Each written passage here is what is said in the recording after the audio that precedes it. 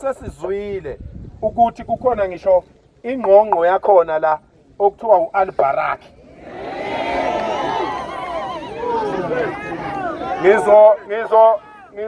Ngizolokhuza ke ngizohamba ke ngiyombona ngicela ukuthi abangihlelele umhlangano naye namhlanje ngimbone ngimtshela ukuthi kwayena kayena walapha eSouth Africa. Okwesibili akayeke ukubulala abantu. Ubulala abantu lo muntu okuthiwa uAlbarak maphoyisa la. Ubulala ngisho wona amaSomali namaBangladesh lawa akubo.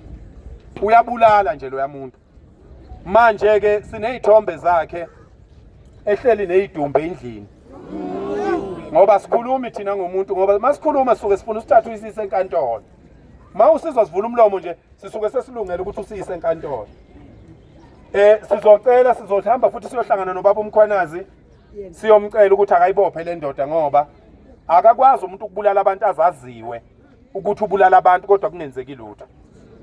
Iphoyisa lisebenzisana noAlbarak sicela lihlangule lisuke eduze kwakhe ngoba makuboshwa yena kuzoboshwa iphoyisa. Ikhansela elikhokhelwa uAlbarak ngizwile nje ukuthi ukhiphe ngisho imali yokuthi le mashi ngabe bikho. Ngahleka kancane kade yini. Ungazongivimba entweni eyenziwa yimi. Ungivimbe ngokuthi unike omunye umuntu imali. Engani nabaholi abanye bake basibiza lapha esebethe abanye khulule